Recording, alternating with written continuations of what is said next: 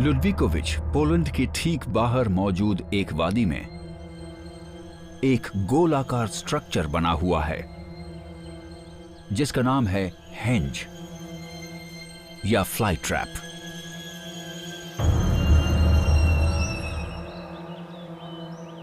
हम एक वादी के बीचों बीच हैं जिस पर एसएस ने कब्जा कर लिया था और फिर इसे एक खुफिया रिसर्च, डेवलपमेंट और इंडस्ट्रियल फैसिलिटी बना दिया था। यहां कड़ा पहरा रहता था।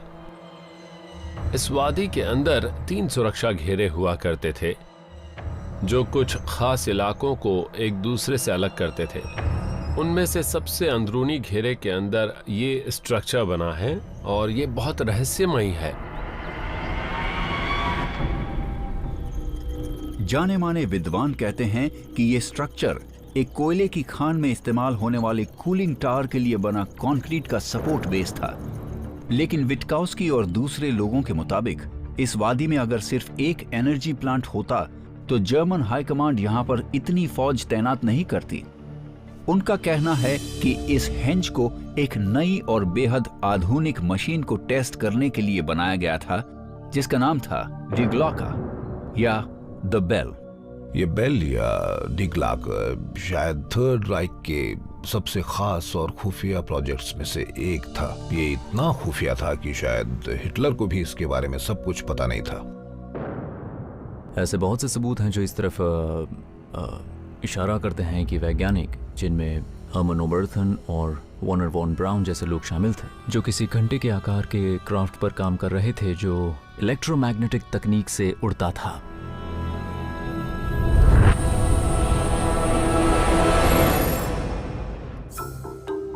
बेल के जो बचे हुए चित्र मिले हैं उसमें दिखता है कि उस पर सिरेमिक की परत थी और वो लंबाई में 10 फुट और डायमीटर में 5 फुट का था। उसका डिजाइन आजकल के एरोडायनेमिक नियमों से एकदम उल्टा है। अगर हम उड़ने के लिए एक घंटे के आकार का जहाज बनाते हैं तो मेरे ख्याल से सबसे बड़ी दिक्कत ये होगी कि उसे एरोडायनेमिक कैसे बनाएं ताकि उसे अगल बगल में और आगे या पीछे ले जाने में परेशानी ना हो, क्योंकि उसे अपने बड़े क्रॉस सेक्शनल एरिया के साथ हवा के बीच से गुजरना होगा और इस वजह से उस पर काफी ड्रैग पैदा होगा।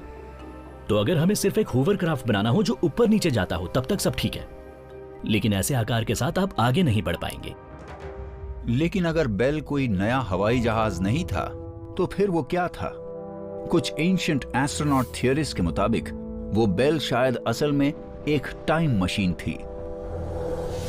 ऐसे कुछ वॉर्टिसेस होते हैं जिनका नाम सोलिटन्स होता है, जो कि बाहरी दुनिया से इलेक्ट्रोमैग्नेटिक एनर्जी की मदद से अलग रहते हैं। हाल ही में हुए रिसर्च से पता चलता है कि ग्रेविटी और इलेक्ट्रोमैग्नेटिक फिजिक्स के बीच जितना वैज्ञानिकों को पहले लगता था उससे कहीं ज्यादा गहरा ताल्लुक है। यूनिवर्स के नियम हर जगह एक जैसे होते हैं, तो अगर आप सही तरीके का इलेक्ट्रोमैग्नेटिक फील्ड और बहुत हाई वोल्टेज पैदा करें और उसे खास तरीके से पल्स या फेस करें तो एक कमाल की घटना घटित हो सकती है। आप चीजों को गायब करके वापस ला सकते हैं। तो हो सकता है कि वो लोग इस बारे में रिसर्च कर रहे थे और वो नाज़ी बेल शायद उस वक्त के हुक्मरानों की ऐसी ही एक फ्लाइंग मशीन बनाने की कोशिश में थे जो किसी तरह की एडवांस्ड इलेक्ट्रोमैग्नेटिक टेक्नोलॉजी इस्तेमाल करती थी। पर क्या टाइम ट्रैवल सच में मुमकिन है? जर्मनी में पैदा हुए फिजिसिस्ट एल्बर्ट आइंस्टाइन के मुताबिक नियमों के हिसाब से यह मुमकिन था। उनकी थ्योरी ऑफ स्पेशल रिलेटिविटी ने यह साबित किया था कि अगर हम बहुत तेज रफ्तार से जाएं तो वक्त धीमा हो सकता है। इससे यह भी साबित होता है कि हम भविष्य में भी जा सकते हैं अगर हम बेहद तेज रफ्तार से सफर करें और आपके लिए वक्त बहुत धीरे धीरे बीतता है तो आप आखिर में जाकर जहां मौजूद थे उसके मुकाबले काफी आगे के भविष्य में पहुंच जाएंगे। जनरल रिलेटिविटी को समझना ज्यादा मुश्किल है, जिसमें आइंस्टाइन ने ग्रेविटी के बारे में बात की कि ग्रेविटी कैसी होती है और उसके मुताबिक स्पेस टाइम आपस में जुड़े होते हैं और आप उसे बदल भी सकते हैं। और अगर हम स्पेस और टाइम में सही तरह से बदलाव कर पाए तो हम लोग वक्त में पीछे भी जा सकते हैं।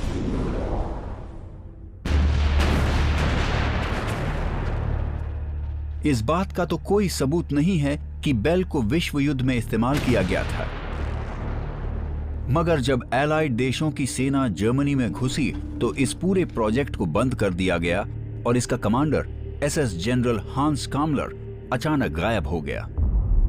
एसएस जनरल हांस कामलर उसकी सुरक्षा के बदले नाजियों के खिलाफ जाने वाला था, लेकिन जंग के आखिर में वो कहीं गायब हो गया। तो हांस कामलर कहाँ गया और वो क्या लेकर गया था? मुझे लगता है वो बेल ले गया था। क्या उसने कोई वर्म होल बनाया था या कोई स्टारगेट बनाया था? क्योंकि नाजी तो उसी पर काम कर रहे थे। क्या कामलर और बाकी के नाजी इंसाफ से बचने के लिए बेल की मदद से किसी और वक्त में चले गए थे, या शायद किसी और ग्रह पर? सन 1945 में जाकर जर्मनी जंग में हार चुका था, और जब एलाइड देशों की फौज बर्लिन तक पहुंच गई थी तो जर्मन वैज्ञानिक और इंजीनियर्स अपनी लेबोरेटरीज छोड़कर भाग गए।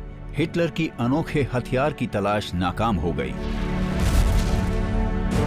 बल्कि अमेरिकन सरकार ने ऐसा आधुनिक हथियार बना लिया जो उनकी जीत की वजह बना, और वो खास हथियार था उनका एटॉमिक बॉम्ब। लेकिन एंशिएंट एस्ट्रोनॉट थियरिस्ट के मुताबिक वैसा ही या शायद उससे भी खतरनाक हथियार दुनिया में बहुत पहले भी मौजूद था, और उसे 3000 साल पहले जिस जगह इस्तेमाल किया गया था वो अब भारत का हिस्सा है।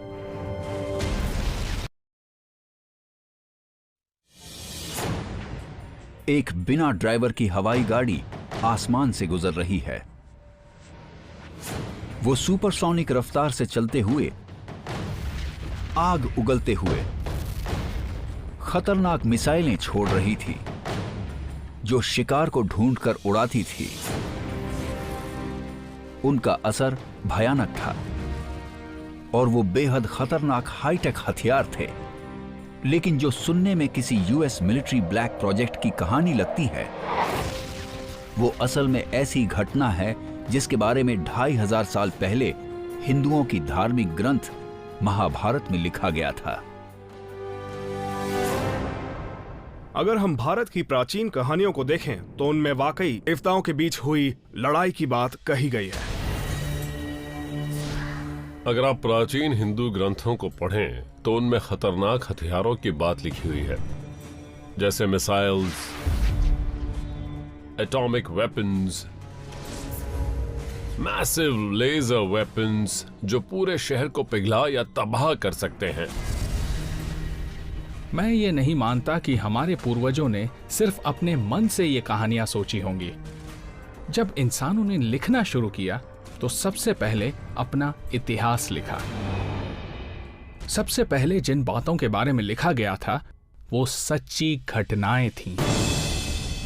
ऐसा कैसे हो सकता है कि जंग के बारे में लिखी गई सबसे प्राचीन बातों में ऐसे ऊंचे दर्जे के हथियारों की बातें थीं जिनकी खोज इंसानों ने हजारों सालों बाद की है? इस सवाल के जवाब में एंशिएंट एस्ट्रोनॉट थियरिस्ट उन ढेरों खतरनाक हथियारों की ओर इशारा करते हैं जिनके बारे में महाभारत में लिखा है, जिनमें से कई उन हथियारों जैसे हैं जो आजकल की फौजों के पास हैं। उनमें शामिल हैं विष्णु के आग उगलने वाले हथियार जो शिकार को ढूंढने की काबिलियत रखते थे।